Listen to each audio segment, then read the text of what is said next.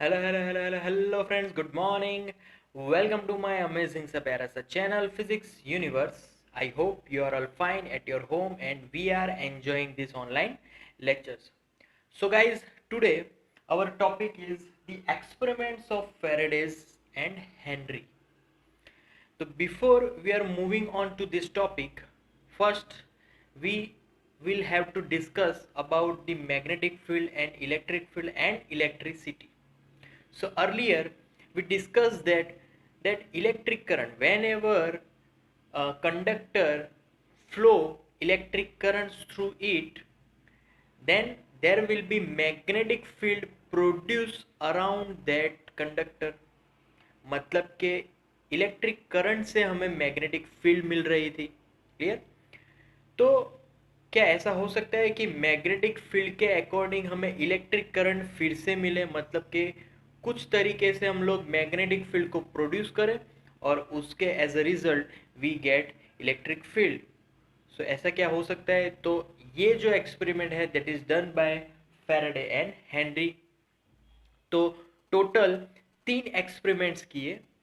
तो first experiment that is क्या किया, एक कॉइल लिया।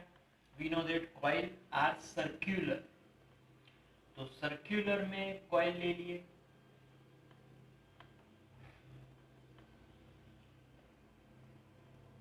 क्लियर? तो if this coil contains N number of turns, अब ये जो कॉइल है उसको मैंने गैल्वेनोमीटर से कनेक्ट कर दिया। क्यों गैल्वेनोमीटर से कनेक्ट करना पड़ेगा? Because galvanometer indicates the whether the current is flowing through this coil और not. Clear? Okay, now one bar magnet I am putting nearer to this coil. So suppose this is north pole of that bar magnet and this is south pole. Okay, now we have to generate current from this coil. तो अब क्या करना है कि जो Faraday है उसने क्या किया, जो बार मैग्नेट है उसको कुछ वेलोसिटी से नजदीक ले गए, तब हमें यहाँ पर गैल्वेनोमीटर में डिफ्लेक्शन मिला। तो गैल्वेनोमीटर में डिफ्लेक्शन मिला, ओके। बट जब वो आगे जाके वहां पर पहुंच गए, स्टॉप हो गए, तो at rest of magnet there is no current deflection, current पूरा जीरो हो गया वापस। ओके, फिर उसके बाद अगर वही मैग्नेट हमने ऑपोजिट डायरेक्शन में ले गए, तो अगर वो मैग्नेट हम ऑपोजिट डायरेक्शन में ले गए तो क्या हुआ, फिर से करंट फ्लो हो रहा है, करंट डिफ्लेक्शन हुआ, but now that current deflection is opposite to the previous one. तो अगर जो फर्स्ट एग्जांपल था, जब वो नजदीक आ रहा था, डिफ्लेक्शन लेफ्ट हैंड साइड हो रहा है, तो जब हम लोग बार मैग्नेट को दूर ले जा रहे हैं तब डिफ्लेक्शन राइट डिफ्लेक्शन हुआ। तो दोनों ऑपोजिट डिफ्लेक्शन है। तो इससे एक बात पता चलेगी कि अगर हमने नॉर्थ पोल को साथ में रखा बट अगर उसको नज़दीक ले गए या फिर दूर ले जाएंगे, दोनों में ही ऑपोजिट डिफ्लेक्शन मिलेंगे। सिमिलरली अगर साउथ पोल को ले जाओ, तो साउथ पोल को हम लोग नज़दीक ले जाएंगे, तो नॉर्थ पोल को जब नज़दीक ले जाते थे उससे टोटली ऑपोजिट डिफ्लेक्शन मिलेगा, क्योंकि अब साउथ पोल है opposite to north. Similarly south को दूर ले जाओ तब भी डिफ्लेक्शन नॉर्थ पोल को जब दूर ले जा रहे थे उससे ऑपोजिट मिलेगा। सो this is how deflection works, electric current direction works here. So that direction will depend on the motion.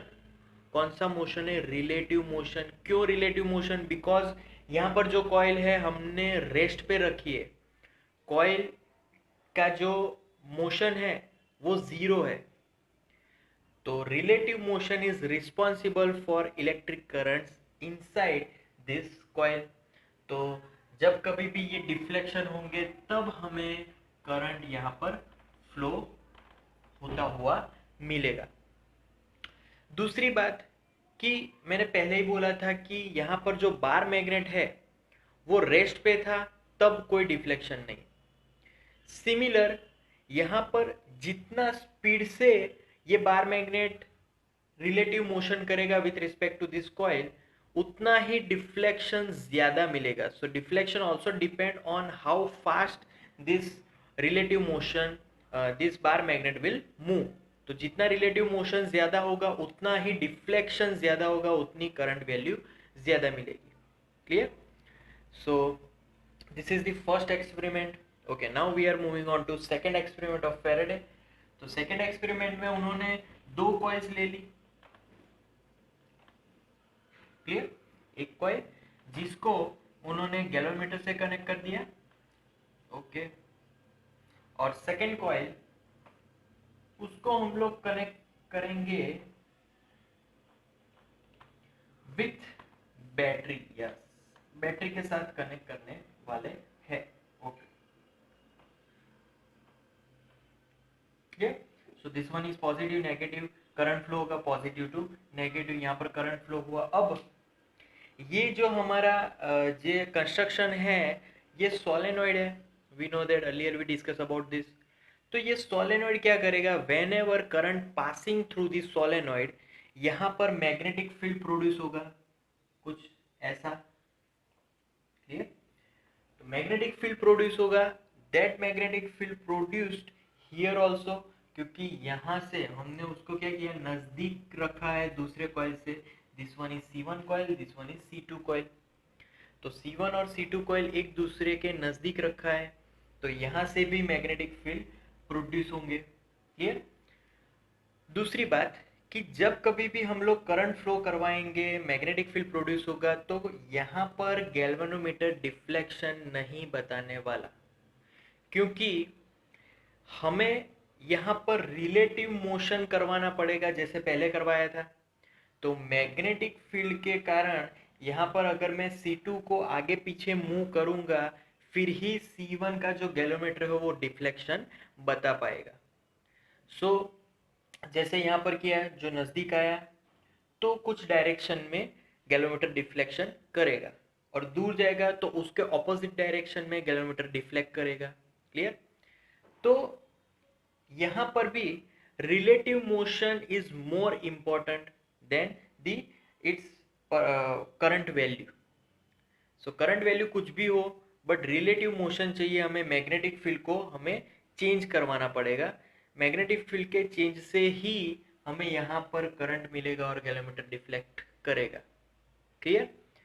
सो ये हमारा दूसरा एक्सपेरिमेंट में। दूसरी बात कि रिलेटिव मोशन ऐसा नहीं कि C1 रेस्ट पे है और C2 को ही मूव करेंगे तो रिलेटिव मोशन होगा। रिलेटिव मोशन में भी हम लोग दोनों को मूव कर सकते हैं, बट दोनों को कैसे मूव करना है, दोनों को रिलेटिवली मूव करना है। अगर दोनों एक ही डायरेक्शन में जाएंगे तो फिर से रिलेटिव मोशन जीरो हो जाएगा, क्योंकि दोनों एक ही वेलोसिटी से आगे जा रहे हैं। एक ही वेलोसिटी से आगे जा रहे हैं तो मैग्नेटिक डिफरेंस नहीं मिलेगा, मैग्नेटिक फील्ड का कोई डिफरेंस नहीं मिलेगा। So that's why galvanometer deflect नहीं करेगा। तो रिलेटिवली मोशन दैट मीन्स दोनों या फिर ऑपोजिट मूव करेंगे, दोनों एक दूसरे के पास आएंगे या फिर दूर जाएंगे, उसको हम लोग बोलेंगे रिलेटिव मोशन। क्लियर? तो रिलेटिव मोशन होना जरूरी है, इसी से हमें गैल्वेनोमीटर के डिफ्लेक्शन मिलेगी। ओके, आफ्टर दैट यहाँ पर तीसरा भी एक्सपेरिमेंट है। थर्ड एक्सपेरिमेंट में एक चीज सिर्फ यहाँ पर चेंज करनी है, और यहाँ पर हमने वो चीज चेंज की है, एंड दैट इज यहाँ पर एक की ज्वाइंट की हुई है। ओके, सॉरी, यहाँ पर सिर्फ चेंज करके एक की को ज्वाइंट करना है, तो जिससे कि हम लोग की ओपन और क्लोज कर सके। ओके, अब तीसरे एक्सपेरिमेंट में फैराडे ने एक ऑब्जर्वेशन को कंडक्ट किया, and that observation is whenever ये जो की है फैराडे ओपन और क्लोज करता था, तब यहाँ पर गैल्वेनोमीटर डिफ्लेक्शन दिखाता था at the time of open and close only. अगर उसने चलो ओपन कर दिया तो गैल्वेनोमीटर डिफ्लेक्शन करके फिर जीरो हो जाएगा, फिर क्लोज कर दिया फिर से डिफ्लेक्ट करके जीरो हो जाएगा। तो ओपन क्लोज करेंगे तब ही गैल्वेनोमीटर यहाँ पर डिफ्लेक्शन दिखाएगा, बट एट कांस्टेंट करंट और no current galvanometer will no deflection here. Clear? So this is the third experiment of Faraday's law. So that's it for today guys. That's our topic, the experiments of Faraday and Henry. Thank you so much guys for listening my video lectures till the end. That means a lot to me. Please like and subscribe my channel.